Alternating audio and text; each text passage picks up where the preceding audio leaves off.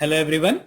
इस वीडियो में हम फ्रिक्शन और उसके लॉज के बारे में पढ़ेंगे। तो पहले फ्रिक्शन क्या होता है। फ्रिक्शन एक ऐसी प्रॉपर्टी है सरफेस की जिसके कारण वो मोशन का अपोज करता है। फ्रिक्शन के कारण क्या होता है, फ्रिक्शन जो है हमेशा मोशन का अपोज करता है। तो it is the property of a surface that opposes the motion. It is the property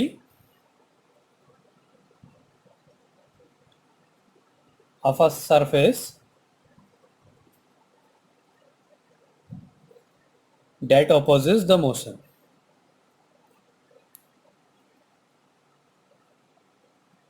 Opposes the motion. तो ये है फ्रिक्शन। अब इसके बाद है फ्रिक्शन के लॉज क्या है, लॉज ऑफ फ्रिक्शन।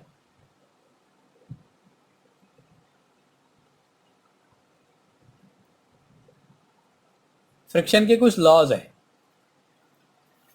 फ्रिक्शन तभी काम करता है जब दो सरफेसेस के बीच में रिलेटिव मोशन होता है, और फ्रिक्शन जो है वो कभी भी सरफेस एरिया पर डिपेंड नहीं करता है, वो हमेशा मोशन के ऑपोजिट डायरेक्शन में लगता है।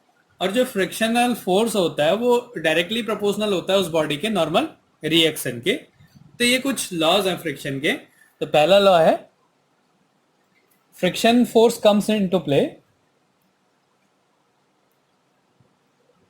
Frictional force comes into play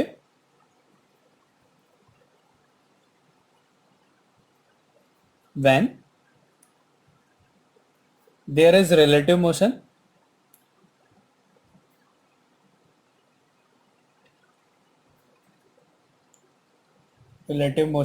between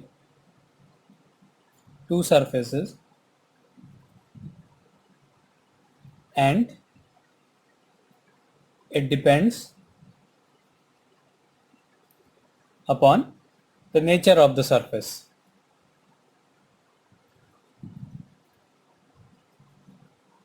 Nature of surface,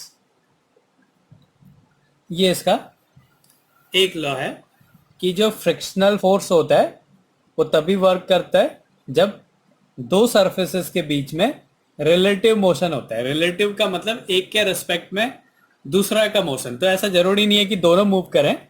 जैसे ये ऑब्जेक्ट है, ये ऑब्जेक्ट इस सरफेस में मूव कर रहा है, ये सरफेस रेस्ट में है, तो ये भी रिलेटिव मोशन है इस सरफेस के रिस्पेक्ट में, इस सरफेस के रिस्पेक्ट में इस ऑब्जेक्ट का जो मोशन है।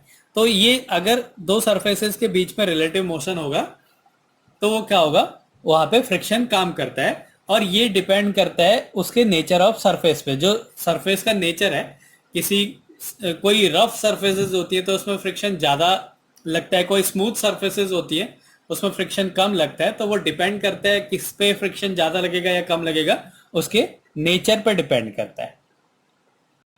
तो ये फ्रिक्शन का पहला लॉ है। दूसरा है friction does not depends upon surface area.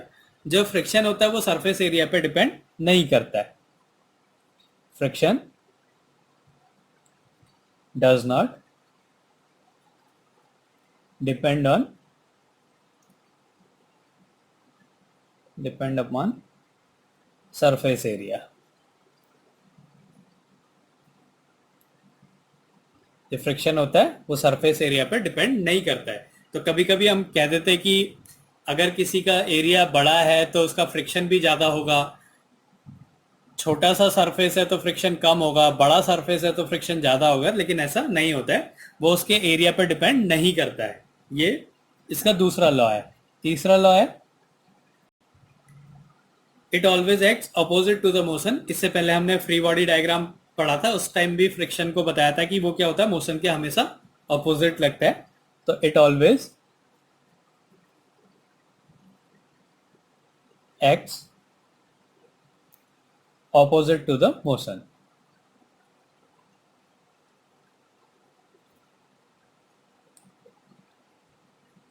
ये इसका लॉ है।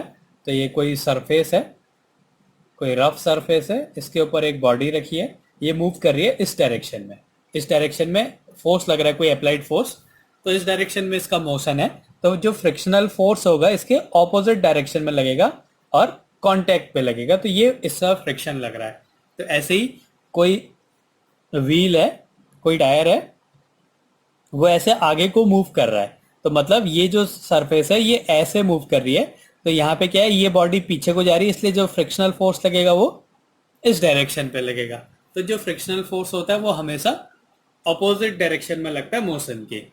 अगला इसका लॉ है, जो फ्रिक्शनल फोर्स होता है वो डायरेक्टली प्रोपोर्शनल होता है नॉर्मल रिएक्शन के। Force of friction is directly proportional to normal reaction. Force of friction is directly proportional to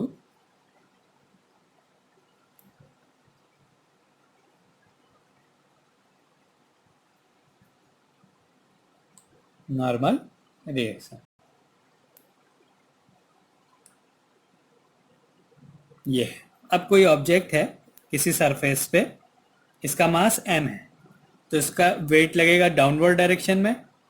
इसका नॉर्मल रिएक्शन को n से रिप्रेजेंट करते हैं, n या r कुछ भी लिख दो, तो n से रिप्रेजेंट कर रहा हूं, तो ये इसका नॉर्मल रिएक्शन हो गया। अगर इसमें एक अप्लाइड फोर्स लग रहा है इस डायरेक्शन में, तो फ्रिक्शनल फोर्स जो है वो इस डायरेक्शन में लगेगा F, और जो ये फ्रिक्शनल फोर्स होगा ये इसके नॉर्मल रिएक्शन के डायरेक्टली प्रोपोर्शनल होता है, F प्रोपोर्शनल टू N।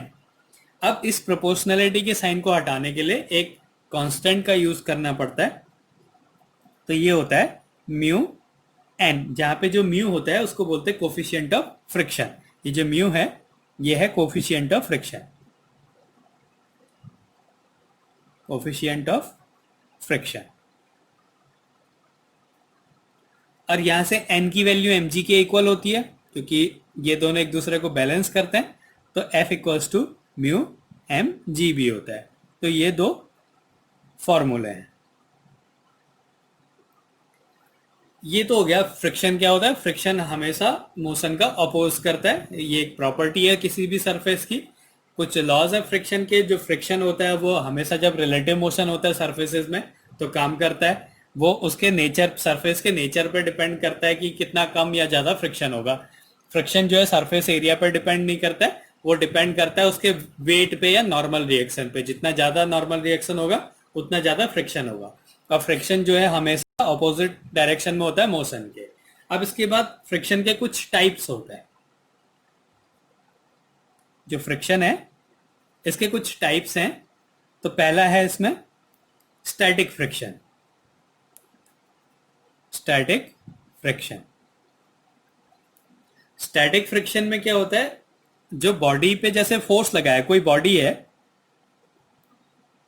यहां पे एक बॉडी मान लिया, ये एक बॉडी है, इसका मास m है, इस पे फोर्स लगा रहे हैं, इस डायरेक्शन में फोर्स लगा रहे हैं, तो ये मूव नहीं कर रहा है। तो इसका मतलब ये नहीं कि इसमें फ्रिक्शन नहीं लग रहा है, इस पे फ्रिक्शन लगेगा, लेकिन क्या है कि जो फ्रिक्शनल फोर्स है वो अप्लाइड फोर्स के इक्वल हो जा रहा है। तो क्या है, ये बॉडी मूव नहीं करेगी, तो इस टाइम इस फ्रिक्शनल फोर्स को बोलेंगे स्टैटिक फ्रिक्शन। ये जो फ्रिक्शन लग रहा है ये स्टैटिक फ्रिक्शन है। तो इस केस में क्या होता है, body move does not move. तो स्टैटिक फ्रिक्शन में क्या होता है, बॉडी मूव नहीं करती है, बॉडी डजंट मूव। अब इसके बाद आता है लिमिटिंग फ्रिक्शन। दूसरा टाइप है इसका limiting friction. Limiting friction, limiting friction में क्या होता है, जैसे ये फोर्स लगाया और ऑपोजिट डायरेक्शन में फ्रिक्शनल फोर्स लग रहा है, ये फोर्स हम इंक्रीज करते जा रहे हैं लेकिन बॉडी मूव नहीं कर रही है। इसका मतलब जो फ्रिक्शनल फोर्स है वो भी इंक्रीज होता जा रहा है। तो इसलिए ये भी बोलते हैं कि जो फ्रिक्शनल फोर्स होता है वो सेल्फ एडजस्टिंग फोर्स होता है, वो खुद को भी एडजस्ट कर लेता है। तो अब एक केस ऐसा आएगा कि अगर हम अप्लाइड फोर्स की वैल्यू थोड़ी सी और बढ़ाते हैं तो ये बॉडी मूव करने लग जाएगा। तो इस केस में क्या, उस टाइम इस फ्रिक्शन को बोलेंगे लिमिटिंग फ्रिक्शन। मतलब जो फ्रिक्शन है उसकी वो वैल्यू जिसके अगर ऊपर अप्लाइड फोर्स लगाया जाता है तो बॉडी मूव करना शुरू कर देती है, लेकिन उतने तक बॉडी मूव नहीं करेगी। तो इसको बोलते हैं हम लोग लिमिटिंग फ्रिक्शन। वो एक लिमिट में आ जाएगा, ये है अबाउट टू मूव। तो लिमिटिंग फ्रिक्शन में क्या होती है, बॉडी मूव करने वाली होती है, अबाउट टू मूव। और थर्ड है इसका काइनेटिक फ्रिक्शन। काइनेटिक फ्रिक्शन, तो काइनेटिक फ्रिक्शन में क्या होता है, अब यहां पे क्या होगा, जो अप्लाइड फोर्स है वो बड़ा हो जाएगा फ्रिक्शनल फोर्स से। यहां पे पहले वाले केस में क्या था कि जो फ्रिक्शनल फोर्स है वो बड़ा था अप्लाइड फोर्स से, तो हम बॉडी को आगे बढ़ाते जाते थे, बॉडी मूव नहीं करती थी। तो उस टाइम में क्या है, स्टैटिक फ्रिक्शन आया। फिर क्या हुआ कि अप्लाइड फोर्स और फ्रिक्शनल फोर्स इक्वल हो गए, तब क्या बन गया, वो लिमिटिंग फ्रिक्शन हो गया। अब उसके बाद अगर फ्रिक्शनल फोर्स, ये अप्लाइड फोर्स है, अगर ये फ्रिक्शनल फोर्स से बड़ा हो जाता है तो बॉडी मूव करने लग जाती है। तो इस केस में क्या होगा, बॉडी मूव करने लग जाती है। तो ये 3 टाइप के फ्रिक्शन होते हैं, स्टैटिक फ्रिक्शन, लिमिटिंग फ्रिक्शन और काइनेटिक फ्रिक्शन। स्टैटिक फ्रिक्शन में क्या होगी, फ्रिक्शनल फोर्स की वैल्यू अप्लाइड फोर्स से ज्यादा होगी और इस केस में बॉडी मूव नहीं करती है। फिर आता है लिमिटिंग फ्रिक्शन। यहाँ पे क्या होता है, जो अप्लाइड फोर्स है वो फ्रिक्शनल फोर्स के इक्वल हो जाता है, तो बॉडी मूव करने वाली होती है लेकिन मूव नहीं करती है।